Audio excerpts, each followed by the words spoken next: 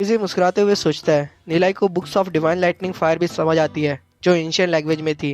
ड्यूजी कहता है नीलाई को, तुमने क्लास में डिवाइन लाइटनिंग फायर की बात की थी, क्या तुम्हें बाकी लाइटनिंग फायर टेक्निक्स भी आती है? नीलाई हंसते हुए कहता है, हाँ भाई, सारी टेक्निक्स आती है मुझे। जब मैं तुम्हारे साथ हूँ तो तुम्हें टेंशन लेने की ज़रूरत नहीं है। मैंने डिवाइन लाइटनिंग फायर के 69 चैप्टर्स याद किए हुए हैं और सभी टेक्निक्स बहुत ही स्ट्रॉन्ग है। फिर नीलाई कुछ टेक्निक्स के बारे में सोचता है। वो सोचता है हेवनली स्कारलेट लाइटनिंग टेक्निक, लेकिन वो उसे नहीं चुनता है क्योंकि वो बहुत ही अनस्टेबल है। उसे याद आता है हेवनली क्वीन टेक्निक, जो ड्यूजी के लिए बहुत सुटेबल होगी, लेकिन उसमें ऐसी टेक्निक भी है जो उसके क्रिएटर्स ने भी प्रैक्टिस नहीं की है। इसमें फर्स्ट 9 लेवल में तो कोई प्रॉब्लम नहीं है, लेकिन लास्ट के 3 में थोड़ा इशू है। नीला ड्यूजी को कहता है, तुम्हें हेवनली क्वीन टेक्निक प्रैक्टिस करनी चाहिए। जितना मुझे पता है वो टॉप 3 लाइटनिंग फायर टेक्निक में से एक है। मैं तुम्हें फॉर्मूला बता देता हूँ, उसे प्रैक्टिस करना स्टार्ट कर दो अभी से। मुझे जब टाइम मिलेगा तो मैं उसे लिख के दे दूंगा तुम्हें। नीला सोचता है अगर ड्यूजी 9th लेवल तक पहुंच गया तो वो अपने आप में ही बहुत पावरफुल है।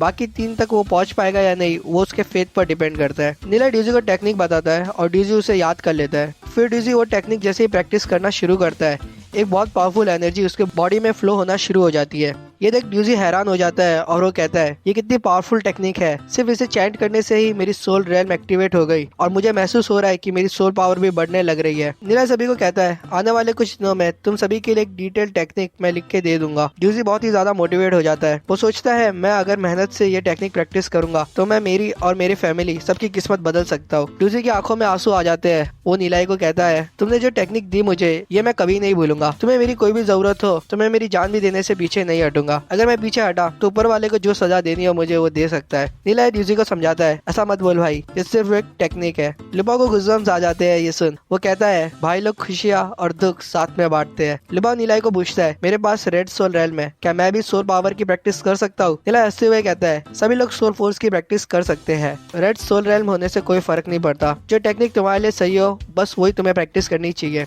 लुबा ये सुन खुश हो जाता है और पूरी ताकत से अपनी एनर्जी को क्रिस्टल में इन्फ्यूज करता है, लेकिन उसके क्रिस्टल में सिर्फ कुछ रेड ऑर्ब्स ही दिखते हैं। ये देख वो बहुत निराश हो जाता है।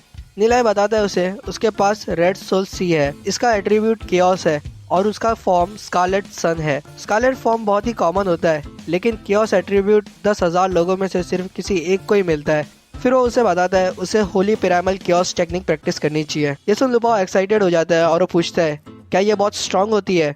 नीला उसे बताता है, हाँ जरूर, हेवनली क्वीन टेक्निक के ये बराबर होती है। इसमें तो बहुत मेहनत करने की भी जरूरत नहीं होती, इसमें बस तुम्हें अपनी केओस टेक्निक को बढ़ाना होता है। ये तुम्हारे लिए बहुत सूटेबल होगा, लेकिन तुम उसके टॉप लेवल तक पहुंच पाओगे या नहीं ये तुम पर डिपेंड करता है। लुबा हंसते हुए कहता है, मुझे तो टॉप लेवल तक जाना ही नहीं है। अगर मैं सिर्फ सिल्वर रैंक डेमन स्पेशलिस्ट बन गया वो भी मेरे लिए बहुत होगा।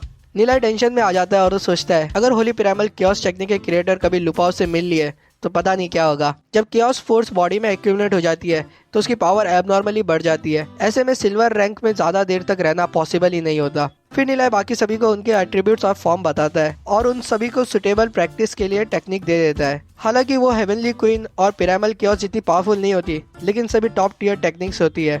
फिर नीलाई अपनी पावर टेस्ट करता है। वो सोचता है, पिछले लाइफ में मैंने बहुत पॉइंटलेस और फालतू टेक्निक प्रैक्टिस की थी, जिसकी वजह से ट्रेनिंग के टाइम पे मेरे पास स्ट्रेंथ नहीं होती थी। इस बार स्टार्ट से ही मैं एक सुटेबल टेक्निक यूज करूंगा अपने लिए। नीलाई अपनी पावर को इन्फ्यूज करता है क्रिस्टल में। उसे देख सभी लोग शॉक में आ जाते हैं और लुपा जोर से हंसना शुरू कर देता है। ड्यूजी ये देख गुस्सा हो जाता है और उसे कहता है, हंस मत।